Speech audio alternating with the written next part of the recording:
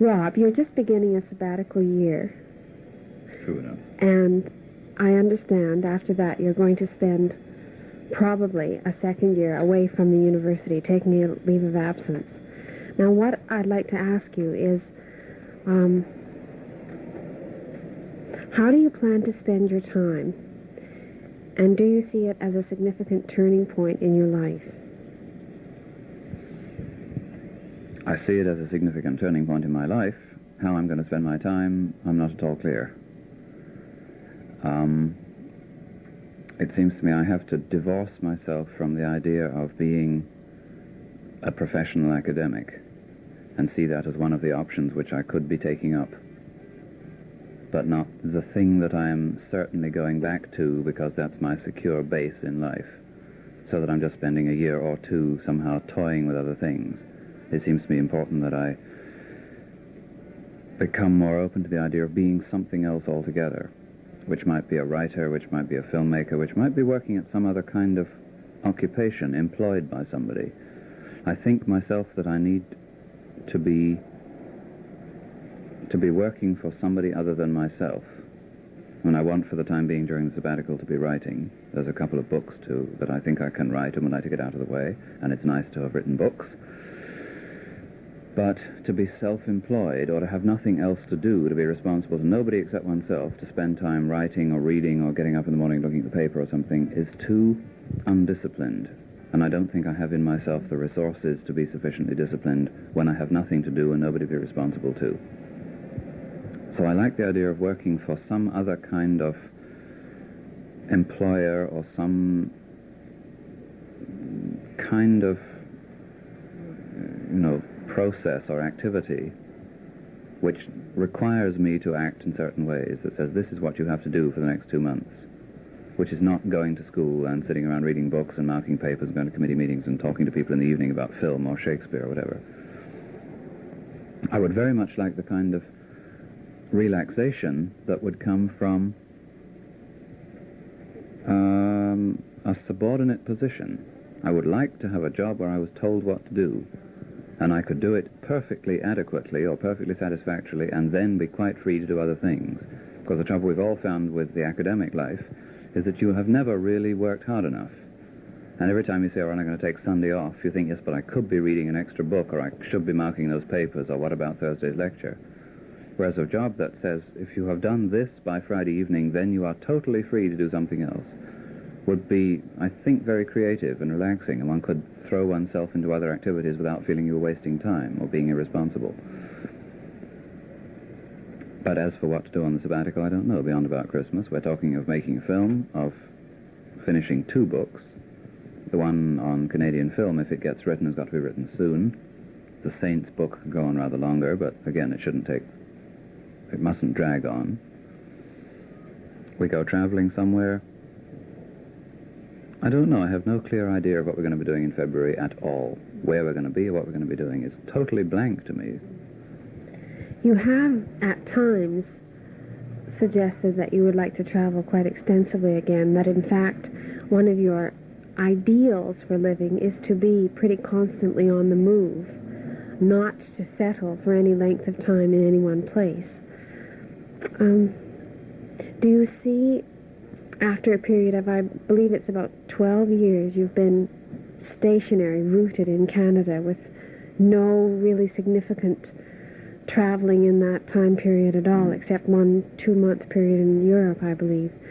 Do you see it possible to use travel? I'm interested in this from my own experience. I mean, I'm interested in hearing how your feelings will compare.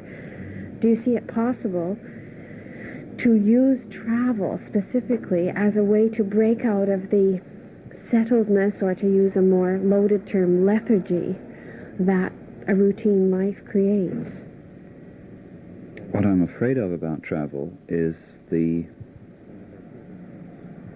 sort of distractedness of simply being a tourist, of just wandering about and thinking, what am I going to do today? Well, I've got to entertain myself today.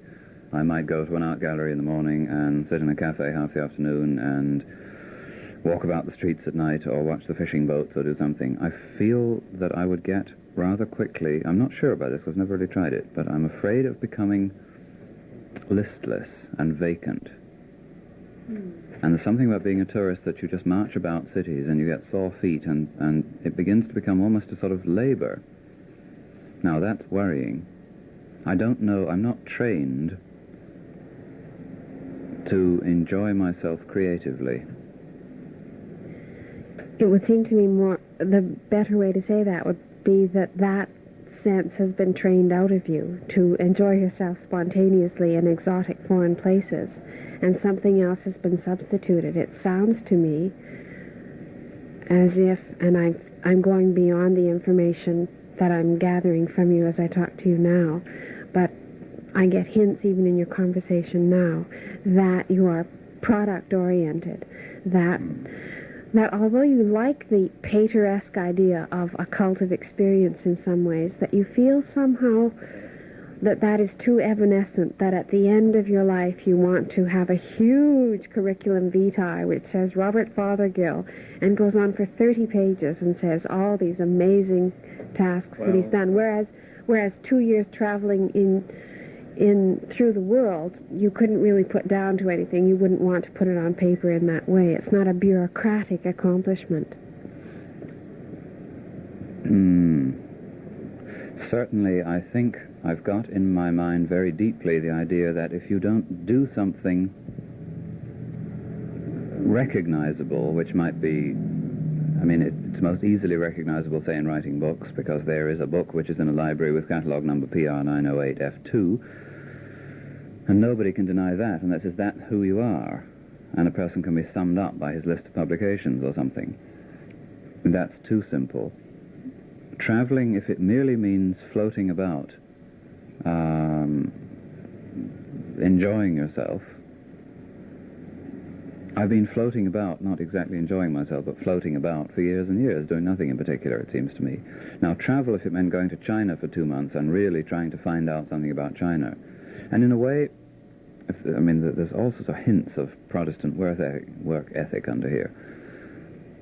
That I was about to say, if travel is kind of hard work, then it's justifiable that if you go from Canton to Shanghai to Peking to Hangzhou to I don't know where all over China, but that it isn't simply drifting about trying to have a fairly superficial sort of pleasure. What's wrong with pleasure? I get bored with it. For instance, sunbathing. I cannot sunbathe for more than about 10 minutes without feeling I should be doing something. All right, I've sunbathed for 10 minutes, now what? So I always try and read a book when I'm sunbathing, and that means you're trying to prop yourself up and the sweat is pouring into your eyes, and you're trying to lie in a certain position so that your shoulders get the sun and your hair doesn't get on the back of your neck and that kind of thing. Because simply lying in the sun for hours and hours seems to me a kind of betrayal of the call that one has to be growing or creating something or becoming more.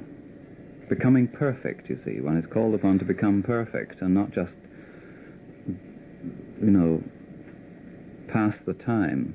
Because if you pass, oh shit, excuse me. Spills on my trousers. If you either go forward or you go back. And just lying in the sun is going back. Except that's an ideal of pleasure that could be restricted to Florida beaches alone. I was thinking of something... between a Florida beach and a Venice beach, really. But in Venice you wouldn't merely be lying on the beach. You would spend 1/10 of your time perhaps on the beach. In Florida there's nothing else to do.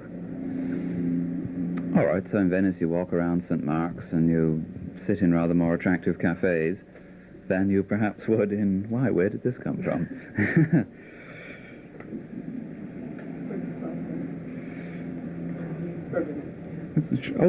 What's that? We'll just continue. Yes. Yes, of course. We're sprinkling something on the table in front of us here. Is that salt or sugar? Salt. Wipe the wet from the wood. Wipe the wet from the wood. Right. He almost never spills things. I don't. It's because I'm so hyper here. I'm the spiller in the family. Look at that. My lovely jeans have Never mind your lovely jeans. Look at this lovely stuff. Yes. Cloth, wood. It's true, but it's red already. I mean, my jeans are bluish.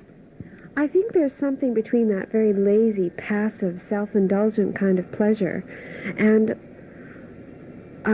a kind of work ethic of travel that you seem to be suggesting, though. And I wonder if, remember my initial question to you was about the sabbatical leave as a possible turning point in your life. And I'm wondering if it might not mean a whole revaluation of the way you look at your life experience. It seems to me... Is life only what it accrues, what it means at its conclusion? In a word, if my sabbatical year or two doesn't entail a radical revaluation of my life, then it will almost be too late, because I won't get another one for 7 years. It's never too late. By that time, I'll be over 40. So It's never too late. It is sometimes too late. Never. Sometimes.